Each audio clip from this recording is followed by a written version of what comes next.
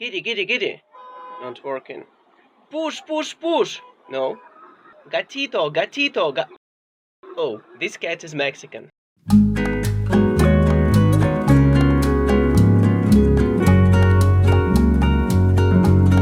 Mercedes-Benz kembali menambah punggawa barunya di squad SUV-nya yang merupakan tulang punggung keluarga Mercedes-Benz Indonesia. Ya, ini adalah Mercedes-Benz GLB 200 yang bisa dibilang ini adalah low SUV dari Mercedes-Benz. Tapi karena sudah banyak sekali media yang membahas mobil ini, makanya kali ini kami akan menginformasikan ke Anda 10 hal yang harus diperhatikan sebelum meminang mobil ini. Bersama saya, Dimas Okta. Pertama, kelas. Di mana sih sebenarnya si GLB ini diposisikan? Yang jelas posisinya bukan striker, apalagi kiper. Waduh, humor. Tapi si GLB ini ditugaskan sebagai pengisi di antara GLA dan GLC. Mobil ini juga menjadi mobil 7-seater termurah dari Mercy. Bisa dibilang ini merupakan LSUV yang mewah. Meskipun ini adalah SUV 7-seater, tapi sebenarnya GLB ini menggunakan platform MFA 2 berbagi basis dengan A-Class, B-Class, CLA, dan GLA. Penamaan SUV Mercy sebenarnya ini gampang, seperti ini. GLA adalah versi SUV dari A-Class, GLC itu SUV dari C-Class, dan GLE itu adalah SUV dari E-Class, dan GLS itu adalah SUV dari S-Class. Jadi sudah pasti kalau makhluk termuda di keluarga Mercy ini adalah versi SUV dari B-Class. Harga dari mobil ini dibanderol seharga 850 juta rupiah off the road, yang berarti tidak sampai 1 miliar rupiah. Dan mobil ini bukan CKD ataupun CBU dari negara Asia Pasifik, tapi mobil ini CBU dari Meksiko. 2. Desain dan dimensi. Jika kita lihat di gambar, mobil ini seolah-olah memiliki desain dan ukuran yang tidak beda jauh dari GLS. Padahal kalau lihat langsung, ini macam GLS yang dibagi menjadi dua mobil karena terlihat seperti baby GLS. Ya, jika GLS memiliki panjang 5,2 meter dengan lebar hampir 2,1 meter, maka si GLB ini hanya memiliki dimensi panjang 4,6 meter dan lebarnya hanya 1,8 meter dengan tinggi 1,6 meter. Ini dimensinya mirip-mirip dengan Honda CR-V. Berlanjut soal desain. Fascia depan mobil ini sudah menggunakan bahasa desain Mercy kekinian, yaitu Predator Face. Predator siap memangsa siapa saja yang ada di depannya. Untuk bagian bawahnya juga disematkan underguard chrome yang membuat mobil ini terlihat lebih menawan. Jarang-jarang kami bilang chrome membuat mobil lebih bagus. Untuk urusan lampu, semuanya sudah menggunakan LED yang lebih dari cukup untuk menerangi masa depan Anda. Kalau dilihat secara keseluruhan desainnya, mobil ini sangatlah mengotak demi kelegaan kabin di dalam. Tapi ini adalah hal yang bagus karena ini jadi mirip dengan GLS, yaitu SUV terbesar dan termahalnya Mercy. Tapi kalau dilihat dari samping, ini di jendela kenapa ada garis yang bengkok seperti ini? Ini jadi mengingatkan kami ke sebuah merek Jepang. Untuk urusan penguncian, mobil ini sudah dilengkapi passive keyless entry dengan touch sensor yang ada di handle pintu sini. Lalu kita ke bagian bawahnya. Ini velgnya menggunakan velg dual tone dan ada trim hitamnya yang mengisi kekosongan di antara 5 spoke, jadi mirip-mirip seperti velgnya mobil listrik. Kemudian ukuran ban yang digunakan adalah ban 235 dengan aspek rasio 55 R18 dan ban ini sudah teknologinya RFT. Tentunya ini ban yang cukup untuk melibas perkotaan dan ke mall ya, karena pasti pembeli mobil ini kebanyakan di kota dan wisatanya ke mall, pasti jarang dibawa off-road. Lalu ke belakangnya, terlihat bahwa ini adalah sebuah SUV yang gagah dan tampan karena bentuk yang mengkotak-kotak hingga ke lampunya yang menggunakan double stack. Ya mirip-mirip dengan Mercy terbaru zaman sekarang dengan fog lamp yang ada di sebelah kanan saja untuk di belakang. Nah kemudian ada underguard chrome juga yang terintegrasi dengan knalpot. Ya, namun ini adalah knalpot palsu. Kenapa ya? Kenapa Mercy tidak pernah muhasabah diri? Padahal knalpot palsu ini selalu diprotes oleh reviewer. Dan knalpot aslinya itu ada di bawah. Ketiga, mesin. Mesin yang digunakan di GLB ini adalah mesin yang sama dengan CLA 200, GLA 200, A200, dan B200. Karena sama-sama punya angka 200, mesin yang digunakan adalah mesin 1300 cc 4 silinder turbo dengan tenaga 161 horsepower dan torsi 250 Nm yang rata dari RPM 1600 hingga 4000. Nah, untuk urusan transmisinya, kalau GLE itu menggunakan transmisi konvensional 9 percepatan, justru si GLB ini menggunakan dual clutch. Ya, ini malah lebih canggih, namun dengan speed yang disunat 2 menjadi 7 speed. Karena ini adalah SUV perkotaan, jadi tenaga tersebut disalurkan ke dua roda depan. Nah, dari mesin ini bagaimana soal performa dan konsumsi bahan bakarnya? Nanti kita akan bahas di driving impression. Selain itu, sama dengan saudara-saudaranya juga, mesin GLB ini memiliki silinder deactivation yang mampu mematikan silinder 2 dan 3 jika tidak dibutuhkan, demi membuat pemiliknya lebih jarang ke SPBU. 4. Interior 7-seater yang mewah. Meskipun ini adalah yang termuda di keluarga Mercy, namun interior yang diberikan untuk GLB ini sangatlah mewah karena sudah menggunakan dashboard dengan kisi AC yang berbentuk turbin dengan ambient light yang terlihat luar biasa dan futuristik, apalagi kalau misalnya malam-malam. Dengan dipertegas juga dengan panel-panel metal yang memberikan kesan mobil ini tuh kelihatannya lebih maco. Kemudian ambient light juga di sini yang bisa diatur dengan pilihan 64 warna dan bisa diganti-ganti sesuai dengan mood kita. Nah, panel metal ini ada banyak di dalam sini. Yang pertama ada di dashboard penumpang depan, kemudian di konsol tengah juga ada, dan setiap door trim itu handle pintunya pakai panel metal ini.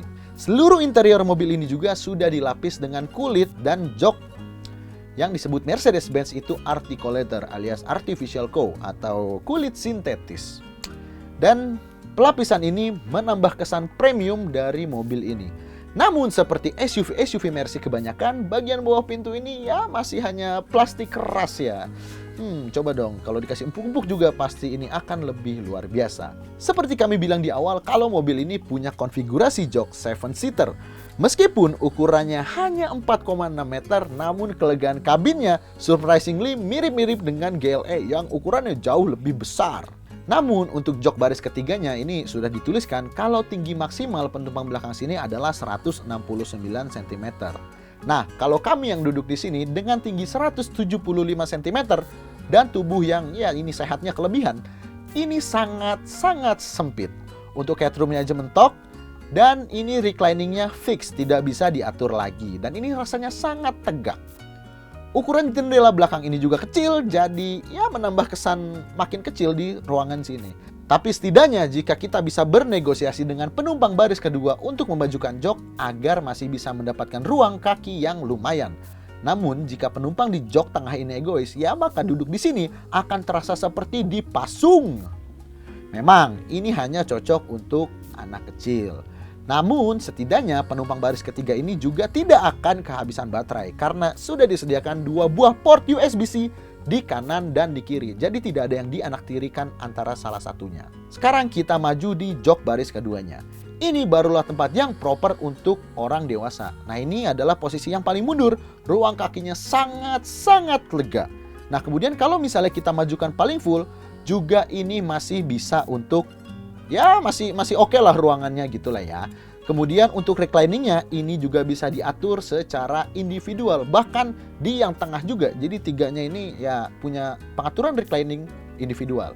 Kemudian untuk cup holder disediakan di armrest ini.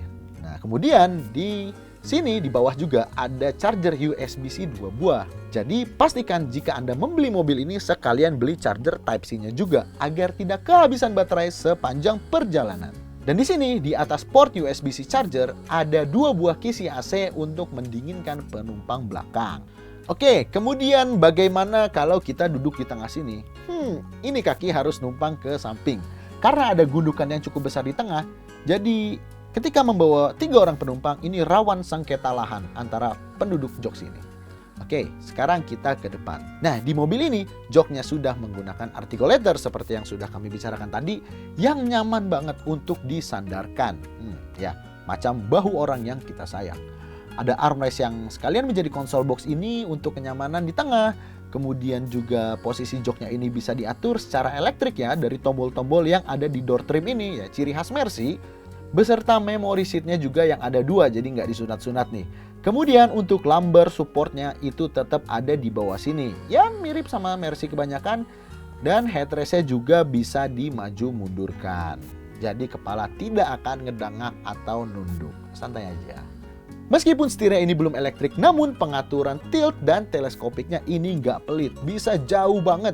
Dan juga masih ada easy entry yang bisa bikin joknya mundur kalau kita mau keluar masuk. Jadi mobil ini bisa memudahkan sedikit hidup kita. Dan untuk urusan penerangan kabin, lampu baca di depan ini LED menguning yang semacam kristal, jadi bikin mata kita nggak sakit. Di tengah juga ada lampu LED di sisi kiri dan kanan yang ditemani oleh hook, ada 2 biji juga di situ. Dan di belakang juga ada lampu lagi untuk di baris ketiga. 5. Safety Ultimate. Meskipun ini salah satu SUV Mercedes-Benz yang paling terjangkau, namun semua fitur safety tidak ada yang dipangkas. Pertama, ada exit warning. Apa sih itu? Jadi, fitur ini ketika kita sedang mau membuka pintu dan mobil mendeteksi ada objek mendekat dari belakang, dia akan memberikan warning berupa suara dan kedipan di blind spot monitoring yang ada di spion. Kemudian juga akan memberikan ambient light warna merah di kabin.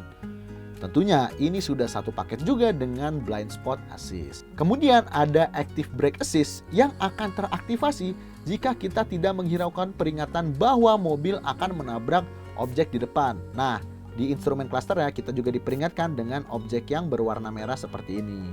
Kemudian ada active brake assist yang akan melakukan intervensi terhadap rem jika mobil membaca kita akan menabrak objek di depan dan tidak menghiraukan peringatan yang diberikan oleh mobil. Nah, peringatannya itu ada panel di instrumen cluster sini yang berwarna merah. Tapi selama kami melakukan pengetesan, sepertinya fitur ini memang belum siap untuk di Indonesia. Karena ketika misalnya kita sedang parkir gitu ya, dan di belakang itu ada tukang parkir yang posisinya mepet dengan mobil, mobil membaca kita akan menabrak manusia, jadi dia melakukan pengereman otomatis. Dan itu tidak terjadi hanya sekali selama kami melakukan pengetesan. Ya mungkin di Jerman sana atau di Meksiko memang tidak ada PAOGah, jadi fitur ini sangat berguna. Kemudian untuk airbag, totalnya di sini ada 7 airbag. 2 ada di depan, 2 di jok depan, 2 curtain airbags, dan 1 ada di lutut pengemudi. Nah, kemudian sistem pengeremannya.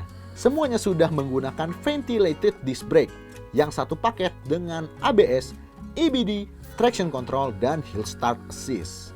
Untuk sensor parkir di sini total ada 12 buah, 6 di depan dan 6 di belakang yang mendukung fitur active park assist milik Mercedes ini. Untuk detail kamera dan sensor ini akan muncul di head unit ketika kita memasukkan gigi mundur atau mengaktifkan active park assist. Dan garis dari kameranya ini juga mengikuti arah setir. Dan untuk keamanan lainnya ada attention assist dan indikator tekanan ban yang bisa dipantau melalui instrumen cluster. 6. Kepraktisan. Bagasi Mercedes GLB 200 ini juga tidak disunat, alias menggunakan power tailgate yang bisa dibuka dengan kick sensor. Ya, ini propernya sebuah Mercedes-Benz. Ketika kita membeli Mercedes-Benz, ya kemungkinan tidak akan mau untuk membuka bagasi menggunakan tangan. Nah, kemudian lantainya ini cukup tinggi, namun rata dengan bibir bagasi. Dan di bibirnya sini itu dikasih lapisan krom yang berkilau yang menambah kemewahan dari mobil ini. Ada lampu bagasi juga untuk penerangan di sebelah kiri sini, dan di atas juga ada lampu. Jadi, di bagasi ini tidak akan kegelapan. Dan ada juga lampu yang menghadap ke bawah dan ke belakang. Jadi kalau misalnya kita sedang membuka bagasi di pinggir jalan, orang yang akan melintas akan tahu kalau di situ ada sebuah mobil. Dan ini jika jok baris ketiga didirikan, memang bagasinya sangatlah kecil, hanya muat ya sedikit belanjaan. Namun jika jok baris ketiga ini dilipat, maka kita akan mendapatkan bagasi yang besar dan rata lantai. Untuk melipat dan membukanya, kita harus tarik tali merah ini karena ini adalah kuncinya. Nah, kemudian di bawah sini juga ada partial shelf yang bisa kita gunakan untuk menutup bagasi jika jok baris ketiga dilipat. Bagaimana menggunakannya? Seperti ini caranya. Kalau jok baris ketiga ini masih kurang, kita bisa melipat jok baris kedua juga, tapi harus secara manual dari depan. Ya, satu-satu dari kanan, kiri, dan tengahnya juga. Kalau sudah dilipat begini, maka semuanya jadi rata lantai. Space ini bisa menjadi playground untuk anak Anda. Enggak. Yang itu cuma bercanda. Kemudian storage yang ada di dalam kabin. Oke, pertama di depan ada glove box yang soft opening ya, standar untuk Mercy. Ada 2 cup holder di depan beserta storage kecilnya. Mungkin ini bisa untuk naruh HP. Kemudian ada console box di tengah ini. Kemudian ada door pocket di keempat pintu yang ukurannya sangat-sangat besar. Kemudian ada 2 cup holder di armrest tengah sini. Dan ada tempat naruh HP di sebelah port USB di sini. Kemudian penumpang belakang juga tidak dianaktirikan karena ada 2 buah cup holder di tengah dan storage kecil di samping. Jadi selain tidak akan kehabisan baterai, penumpang belakang juga tidak akan kehausan. Ya paling hanya sengketa lahan dengan penumpang jok baris kedua. 7. Anti-sunat fitur. Meskipun harganya nggak sampai 1 miliar, tapi Mercy GLB ini anti sama yang namanya sunat-sunat fitur. Sebelum masuk ke dalam, kita bahas dulu kuncinya. Smart Keyless Entry tentunya sudah menjadi standar di seekor Mercedes-Benz. Remote ini juga bisa kita gunakan untuk membuka semua jendelanya dengan tekan tombol unlock selama beberapa detik seperti ini. Kemudian kalau misalnya kita nggak jadi keluar, tinggal tutup aja dengan tombol lock selama beberapa detik dan dia akan menutup secara otomatis semua jendelanya. Nah sekarang kita masuk ke fitur-fitur yang ada di dalam. AC-nya sudah jelas dual zone climate control dan untuk AC belakang kisinya ada di konsol tengah sini. Namun tidak bisa diatur secara individual. Kemudian ada defogger kaca belakang dan defroster kaca depan. Kemudian untuk kebahagiaan jempol, sebelah kiri ini panel tombol untuk mengatur infotainment dan yang sebelah kanan ini ada cruise control dan untuk mengatur tampilan yang ada di instrumen cluster. Kemudian di steering column ada pedal shift yang terbuat dari plastik. Namun ini plastiknya terasa tebal dan mahal. Nah, tapi sayang untuk tuas transmisi dan wipernya ini aduh. Gimana ya? Ini terasa murah gitu. Sayang sekali di sebuah Mercedes-Benz harus ada plastik yang terasa murah seperti ini. Dan kemudian demi menghemat bahan bakar, mobil ini juga sudah dilengkapi dengan auto idle. Jadi ketika kita berhenti untuk waktu yang cukup lama, maka mesin mobil ini akan mati. Kemudian menyala lagi saat kita menginjak gas. Ya mirip-mirip dengan fitur motor matic zaman now. Sekarang kita beralih ke panel kontrol yang ada di tengah ini. Ada banyak tombol pengaturan di sini. Ada tombol aktif park assist, mode berkendara, volume, dan tombol shortcut untuk infotainmentnya. Kemudian di sini ada trackpad yang sangat besar untuk mengatur sistem infotainment MBUX terbaru ini. Dan sistem infotainment ini berupa layar 10,25 inci berteknologi IPS LCD. Ini juga touchscreen, jadi bisa dari mana-mana kontrolnya. Kalau ngomongin soal MBUX, jika jari Anda malas untuk mengatur setting mobil, Anda bisa menggunakan voice command MBUX macam ini. Hi Mercedes.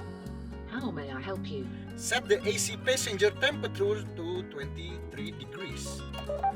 I'm setting the temperature on the front passenger side at 23 degrees. Kemudian kita membahas instrumen clusternya. Untuk tampilan, layaknya seekor Mercy ada 4 tampilan yang bisa dipilih. Ada yang klasik macam ini, kemudian yang sport yang banyak kuning-kuningnya kayak gini, kemudian yang progresif ini berwarna merah-merah, dan understated dengan tampilan yang paling simple. Dan tampilan dial-dial ini juga bisa diganti-ganti sesuai dengan keinginan, termasuk MID di tengahnya juga. Bisa diganti-ganti dengan semua informasi mobil yang sangat-sangat lengkap. Bahkan layar asisten ini juga bisa dijadikan full screen seperti ini. Kita sekarang masuk ke sistem infotainment MBUX-nya. Ini juga lengkapnya nggak ada obat. Untuk urusan konektivitas sudah didukung Apple CarPlay dan Android Auto. Ada koneksi Bluetooth dan juga navigasi yang kami pribadi sebenarnya agak kurang suka karena lebih mudah menggunakan Google Maps, apalagi bisa melihat status kemacetan. Kemudian ada fitur Seat Kinetics yang bisa menggerak-gerakkan jok driver dan penumpang. Jadi bisa lebih segar dan tidak ngantuk. Ambient light juga bisa diatur 64 warna dari sistem infotainment sini. Kemudian ada info status gas, rem, dan ban. Dan juga ada informasi mengenai power distribution yang bisa kita lihat secara real time di layar besar ini. Dan lainnya untuk mengatur fitur-fitur safety-nya yang sangat berlimpah. Meskipun mobil ini memang terkesan impresif, tapi mobil ini tidak luput dari hal-hal yang membuat mobil ini menjadi agak kurang. Oke, kita sekarang membicarakan 3 hal kekurangan dari Mercedes-Benz GLB 200. Pertama, pedal gas. Judulnya mobil Eropa, tapi pedal gasnya kok ngegantung gini. Ini bikin kaki pegel, karena biasanya mobil Eropa, model gasnya adalah yang organ. Kemudian, AC belakang, yang tengah memang dapat kisi AC. Tapi kenapa tidak bisa diatur? Itu yang pertama. Kemudian di jok baris ketiga tidak mendapatkan kisi AC. Ya, kasihan penumpang belakang. Sudah kesempitan, kepanasan pula. Kalau AC depan diset ke angin dan suhu yang dingin, ketika penumpang belakang merasa sejuk, penumpang depan sudah menggigil. Kemudian panoramic sunroof. Sayang sekali, mobil semewah ini belum dilengkapi dengan atap yang terbuat dari kaca. 3 hal yang membuat mobil ini lebih dinamis. Pertama, pintu yang terbuka semua. Tidak seperti di GLE, itu ada footstep yang nanggung. Namun di GLB ini dihilangkan. Dan ketika kita membuka pintunya, ini terbuka semua sampai bawah. Jadi celana kita bebas dari kotor deh. Tidak seperti footstep GLE yang sering mengotori celana.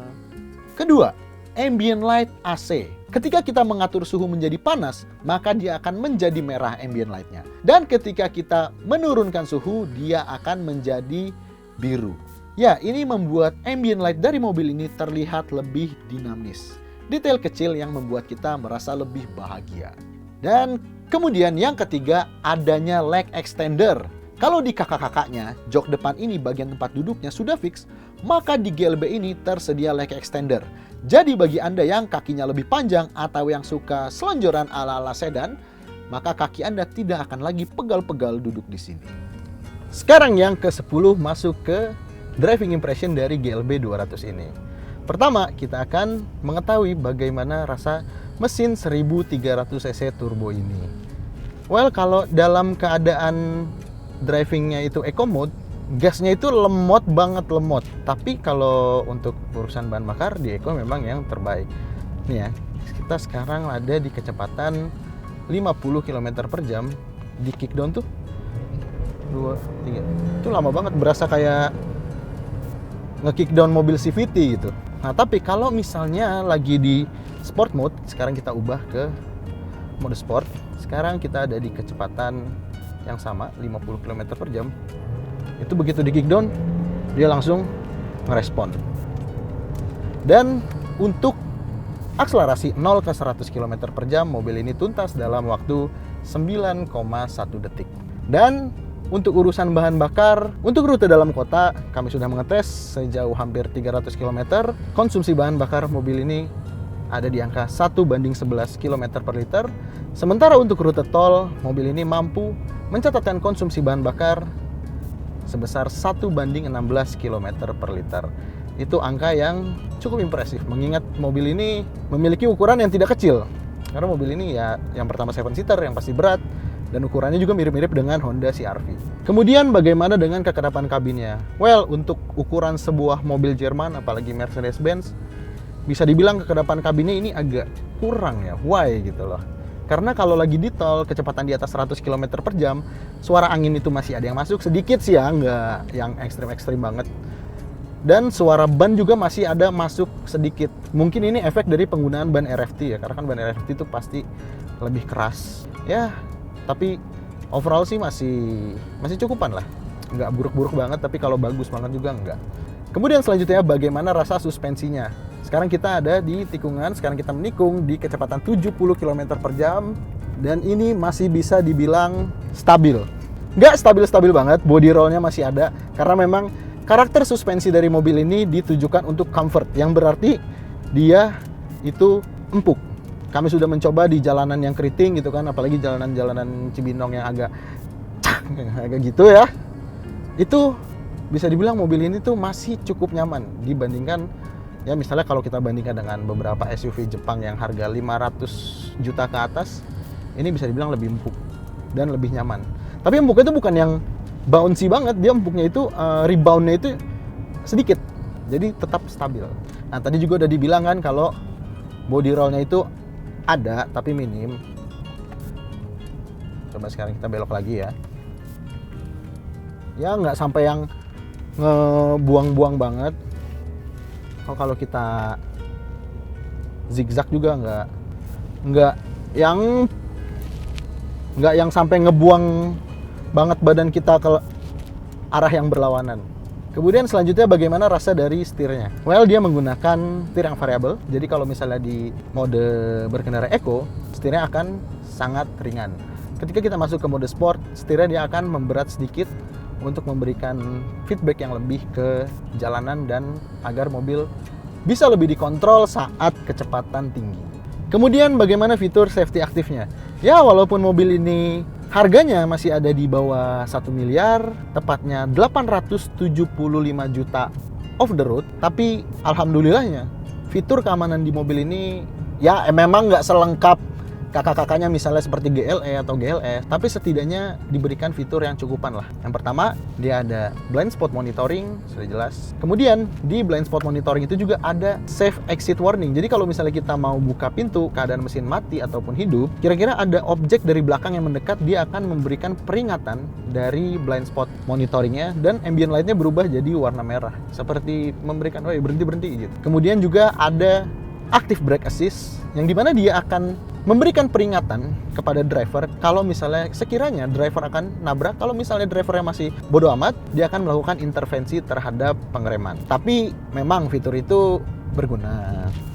Cuma kalau di Indonesia, karena ada tukang parkir, kemarin itu jadi habis ya parkir lah di minimarket gitu kan. Tukang parkir itu terlalu mepet dengan mobil dan dia aktif brake assist-nya itu engage. Jadi agak ngeganggu sih. Tapi sebenarnya kalau untuk safety di tol gitu kan, apalagi kalau kita sering capek, itu sangat berguna. Selain itu, walaupun ini bisa dibilang LSUV-nya dari Mercy, tapi aktif park assist-nya tetap ada. Jadi mobil ini bisa parkir sendiri kalau misal ke mall. Atau Anda tinggal di apartemen yang parkirannya susah, ada space satu, tinggal aktifkan parking assist-nya, tombolnya ada di sini, maka dia akan mencari lokasi parkir secara otomatis, dan itu semuanya, nggak hanya setir aja. Ya, overall, mobil ini mobil yang sangat nyaman untuk digunakan sehari-hari. Sampai kepada kesimpulannya mengenai si GLB 200 ini.